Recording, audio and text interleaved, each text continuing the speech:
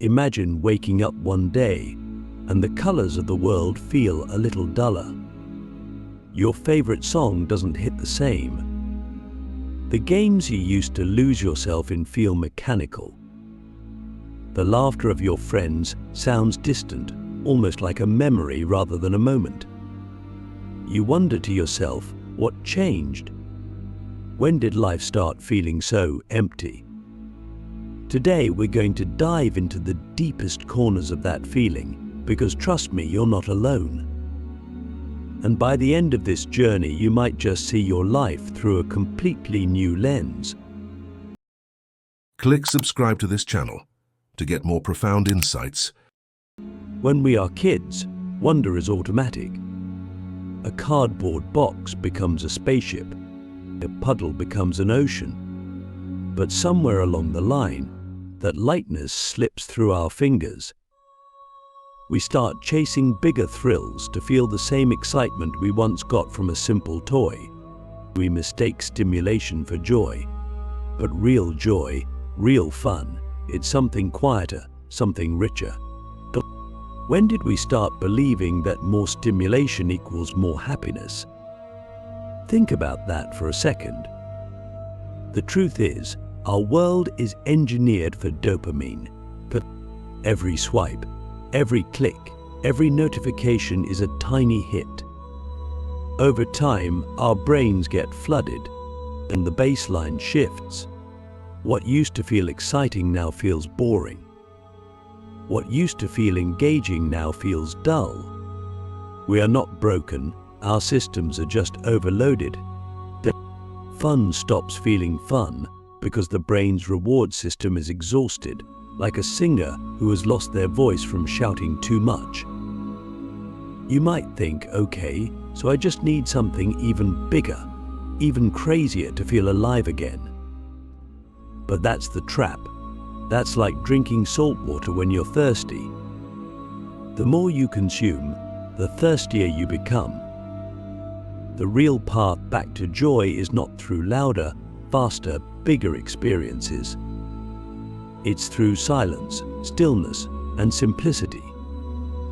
Are you willing to slow down enough to feel wonder again? I remember when I spent a week in total silence. No phone, no internet, no distractions. At first, it was excruciating. I felt like a junkie in withdrawal. But after a few days, something miraculous happened. I noticed the way sunlight spilled across the floor. I heard the real sound of my own breathing. I laughed, truly laughed, at a joke I made up in my own mind. It was pure, unfiltered joy. No likes, no audience, just me and the moment. When was the last time you were fully present with yourself without needing anything from the outside world? Another reason nothing feels fun anymore is that we have turned everything into a measurement. We can't just read a book, we have to track how many pages we read per hour. We can't just draw for fun, we have to wonder if it's good enough to post. We can't just exercise, we have to beat our personal record. By constantly turning life into a competition, we strip away the soul of the experience. We stop living for the sake of living and start living for the sake of winning. What if you stopped trying to be good at everything and just enjoyed being bad at something? Sometimes we lose the ability to have fun because we are carrying around invisible weights, the expectations of others, the fear of failure, unresolved sadness. Fun requires freedom. It requires lightness. If your mind is a battlefield, how can you dance? If your heart is a locked cage, how can you fly? Healing your inner wounds is not just a nice idea, it's essential if you want to feel alive again. The question is, are you brave enough to face your own shadows? There's also something deeper, the existential weariness. When you start asking big questions like, what's the point of all this? And you don't find satisfying answers, Even the most exciting activities can feel hollow. It's like eating candy when you're starving for a real meal. No matter how sweet the candy is, it won't satisfy your hunger. Meaning fuels joy. Without meaning, even pleasure becomes empty. Where do you find your meaning? And is it real, or is it something you were told to believe in?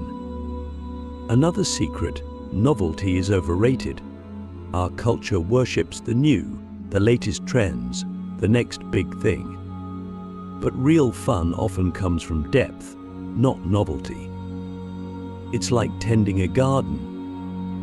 The first day you plant the seeds, it's exciting. But the real magic happens months later, when you see the flowers bloom from your devotion. Maybe the reason nothing feels fun is because we have forgotten how to devote ourselves to something over the long haul. What would happen if you stopped chasing the new and started nurturing the old? Let's talk about courage for a moment. Having fun, real, soul-nourishing fun, requires the courage to be vulnerable. Children are masters at having fun because they're not afraid to look silly. They're not obsessed with being cool. They don't worry about failing. They just jump, dance, sing, and fall down laughing. Somewhere along the way, we learn to be afraid of looking foolish. And that fear kills our joy. When was the last time you let yourself be completely, unapologetically silly? There's also the issue of fragmentation. Our attention is shattered into a million pieces every day. But we start one thing, get distracted by another, and never truly sink into anything. But fun requires immersion. It demands that we lose ourselves in the moment. But how can we lose ourselves if we're constantly checking our phones, worrying about texts, or thinking about the next thing on our to-do list? To have real fun again, we must reclaim our ability to focus. But can you remember the last time you were so absorbed in something that you forgot to check the time? There's yet another layer: comparison. Social media shows us curated highlights of other people's lives, with their vacations, their adventures, and their perfect moments. And even if we're doing something fun, it can feel mediocre compared to what we see on our screens. Comparison is the thief of joy. One way to reclaim fun is to radically cut back on comparison. To remind yourself, your life is not a performance. It's an experience. And what about gratitude? Fun dies when we feel entitled, but fun thrives when we feel grateful. Think about it. If you treat an afternoon walk like it's a boring chore, it will feel boring. But if you treat it like a gift, the miracle of movement, the beauty of the sky, the miracle of breath, it transforms into something sacred. Gratitude doesn't just make life better, it makes life fun again. Finally, we need to talk about permission. So many of us are waiting for permission to enjoy ourselves. We think we have to earn rest, earn play, earn happiness.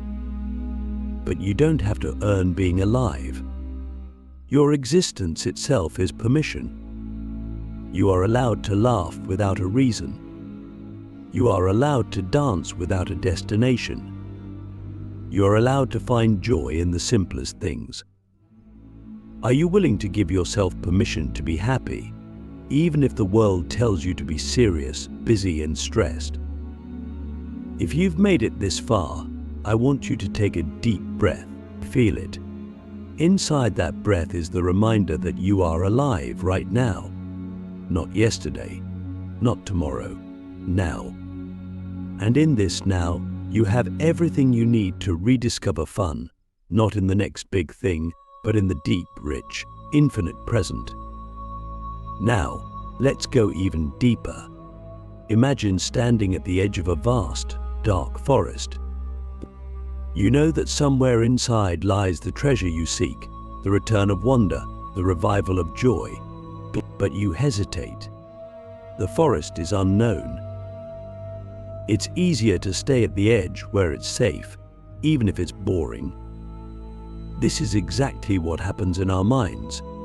True fun, true aliveness, often demands that we step into the unknown. Are you willing to risk discomfort for the chance to feel alive again?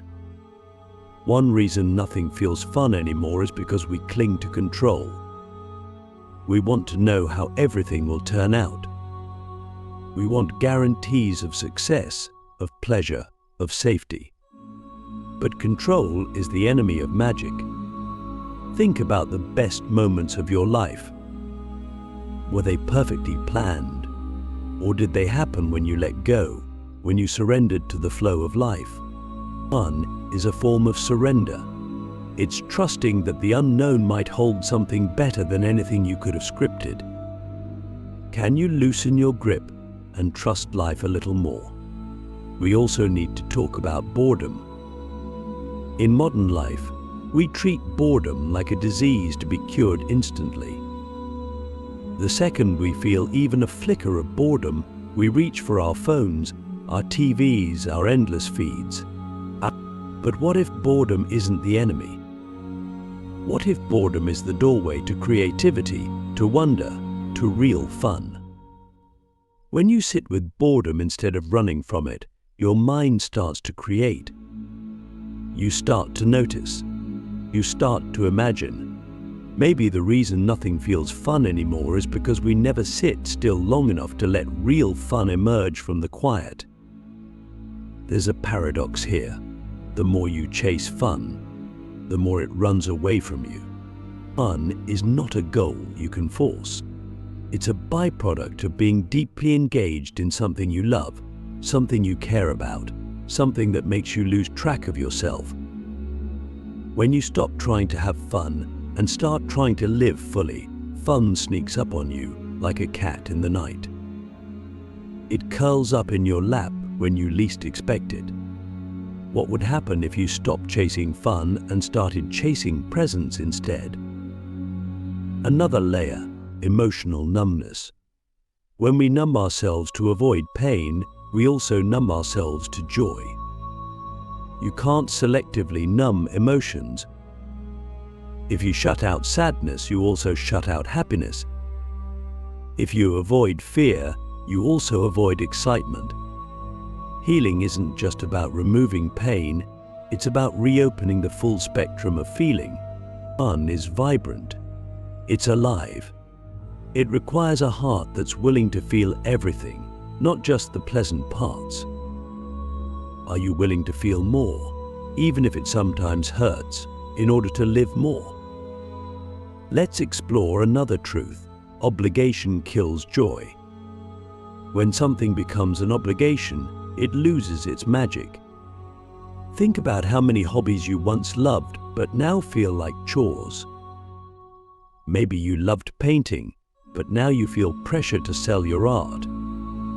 Maybe you loved running, but now you obsess over personal records. When everything becomes about performance, outcome, or productivity, the soul leaks out of it. But can you reclaim activities just for the pure joy of doing them, with no expectation of mastery or reward? We also need to talk about community. Fun thrives in connection. Loneliness is a silent killer of joy. We are social creatures, wired to play, to share, to laugh together. Yet so many of us are isolated, locked behind screens, living parallel lives instead of intersecting ones. It's hard to have fun alone all the time. We need witnesses to our silliness. We need companions for our adventures. Who in your life makes you laugh until you cry? And when was the last time you really, truly connected with them? And then there's the issue of authenticity. Many of us are spending our lives trying to be what we think we should be, rather than who we really are. Pretending is exhausting. It's hard to have fun when you're wearing a mask. But real fun requires real presence, and real presence requires authenticity. It requires the courage to say, "This is me, flawed, messy, weird, beautiful me." What parts of yourself have you been hiding? And what would it feel like to let those parts dance freely? Another hidden truth is that we often reserve fun for the future. We tell ourselves, "I'll have fun when the work is done. I'll have fun when I'm successful. I'll have fun when I'm healed." But life is happening now. Fun is not something to be earned. It's something to be claimed, moment by moment. If you wait for the perfect conditions, you might wait forever. What if you decided that today, exactly as it is enough reason to laugh, to play, to celebrate? Let's go even deeper. Sometimes nothing feels fun because we are grieving. Maybe not grieving a person, but grieving a version of ourselves we've lost. Grieving dreams that didn't come true. Grieving innocence, hope, or possibilities that slipped away. We don't talk enough about this kind of grief, but it weighs on the soul. It makes the world feel grey. Healing means acknowledging that loss, mourning it, and then slowly, tenderly opening ourselves to new dreams, new joys. What part of you needs to be mourned before you can fully come alive again? And here's a radical idea. Maybe the problem isn't you. Maybe the society we live in is sick. A society that prizes profit over people, speed over depth, noise over silence, distraction over meaning. Maybe feeling disconnected, bored, and numb is a sane response to an insane world. If that's true, then healing isn't just personal, it's also revolutionary. Choosing joy, choosing presence, choosing love in a world that profits from your misery is an act of rebellion. Are you willing to be a rebel for your own happiness? Another key, curiosity. Fun and curiosity are twins. When we are curious, the world feels alive again. There's wonder around every corner. But when we think we've seen it all, done it all, known it all, life loses its sparkle. Curiosity is the antidote. Curiosity says, "What's around that corner? What happens if I try this? What new thing can I learn today?" When was the last time you approached life with the wide-eyed curiosity of a beginner? Play is sacred, yet we treat it like a luxury we can't afford. But play is not a waste of time. Play is how we heal. Play is how we learn. Play is how we remember who we really are. Adults need play just as much as children do, maybe even more. Play without purpose. Play without goals. Play just because it feels good to be alive. Can you give yourself permission to play without guilt, without apology, without needing a reason? And finally, we must remember, life is not a to-do list. It's not a project to be completed. It's a mystery to be lived. There will always be unfinished work. There will always be problems. But fun is not what happens when the problems are gone. Fun is what happens when you say, even in the middle of the mess, even in the middle of the chaos, I choose to dance. What would happen if you stopped waiting for life to be perfect and started dancing in the rain? If you are here, listening, feeling something stir in your chest, know this. The fact that you feel the absence of fun means you are still alive to its possibility. The numb don't miss joy. Only those who still hunger for life can feel its absence so sharply. Your hunger is sacred. Your longing is proof that somewhere inside you, the spark is still alive. It just needs tending. It needs patience. It needs love. And maybe, just maybe, the first step back to fun is not doing more, but doing less. Not adding, but subtracting. clearing away the noise, the clutter, the expectations, until you find that small, glowing ember inside you. The one that remembers how to laugh for no reason. The one that remembers how to marvel at a sunset. The one that knows that being alive in itself is the greatest adventure of all. Let's take this even further. Imagine that deep inside you, there is a hidden garden.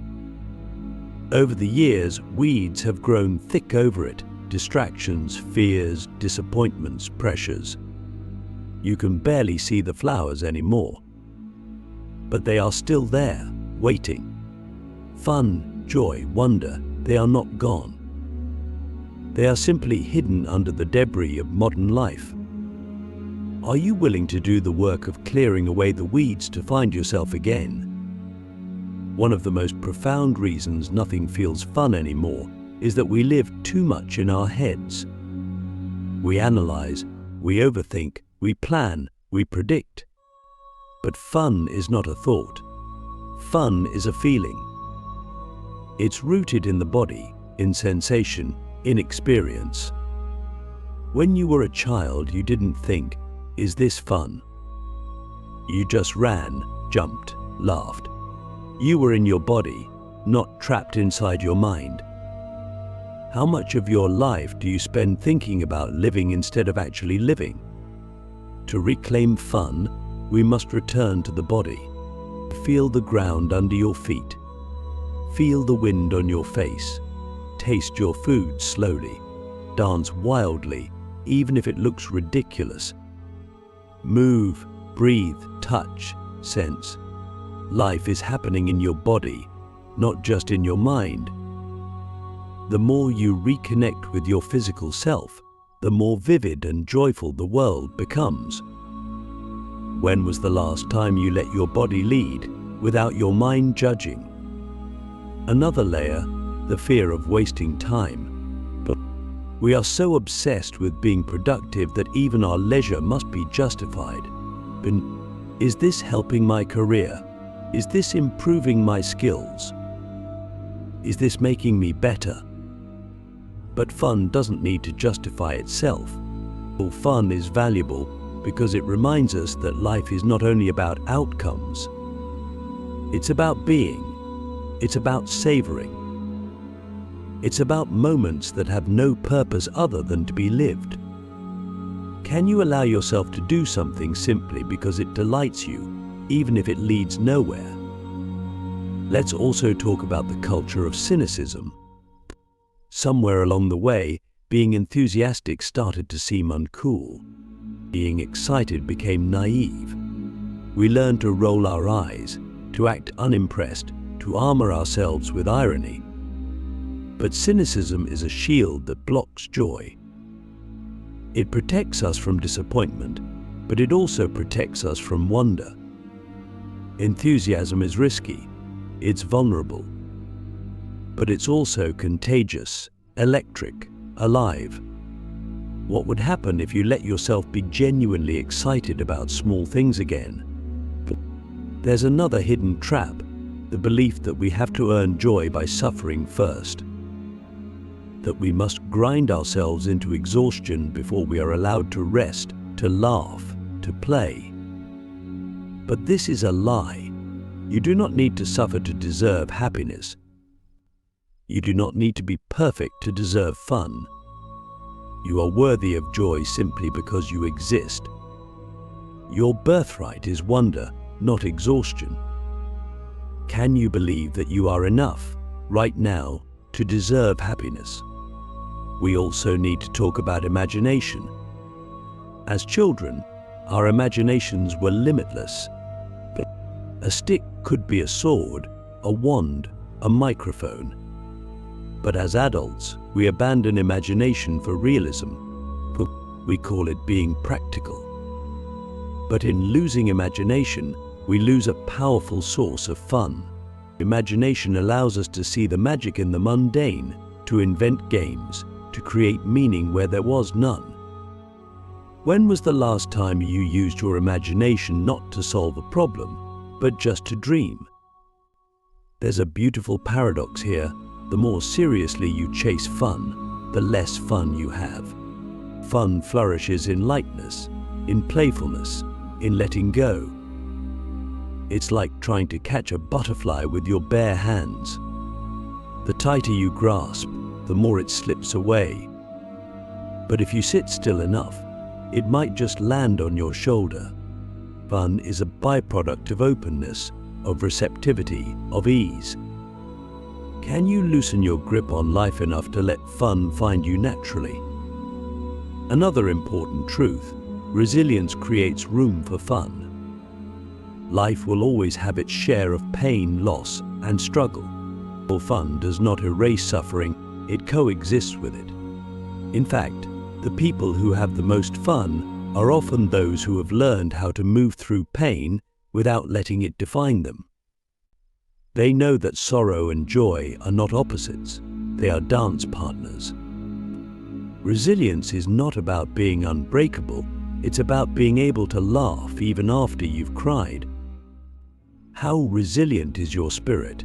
Can you let yourself feel broken and still choose joy? We also must understand the role of ritual. And fun is not always spontaneous. Sometimes it needs to be invited, cultivated, ritualized.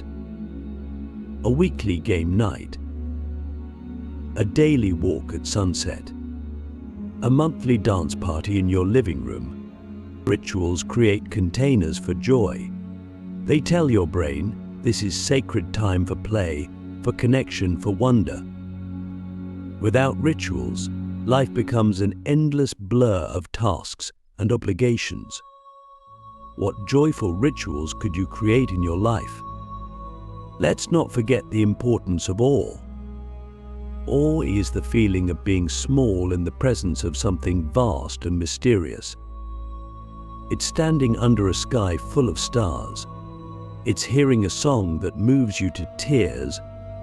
Awe breaks the walls of our small, worried selves. It reminds us that life is bigger, wilder, more beautiful than we can understand. Awe rekindles wonder, and wonder rekindles fun. When was the last time you felt awe? And how can you seek it out more often? There's also a hidden invitation in failure. We fear failure so much that we stop trying new things. But failure is often hilarious, often freeing. When you allow yourself to fail joyfully, you unlock a deeper kind of fun, the fun that comes from not taking yourself too seriously. The fun that says, I tried, I fell, I laughed, I tried again. What would you attempt if you weren't afraid of looking ridiculous? And maybe, just maybe, the ultimate secret is this: fun is not something you find. It's something you allow. It's not something you chase. It's something you surrender to. It's not hidden in the next big adventure. It's hidden in this very breath right now, if you have the eyes to see it, if you have the heart to receive it. Are you open to the idea that fun has been waiting for you all along, right where you are? In the end, the question is not why does nothing feel fun anymore? The real question is, how can I return to the heart of life itself? Because life, at its core, is playful. Life invents, experiments, dances, dreams. You are not separate from that life. You are an expression of it. The river of fun, of wonder, of joy, it flows through you even now. You have only to remember.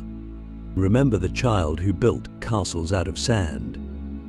Remember the teenager who laughed until their stomach hurt.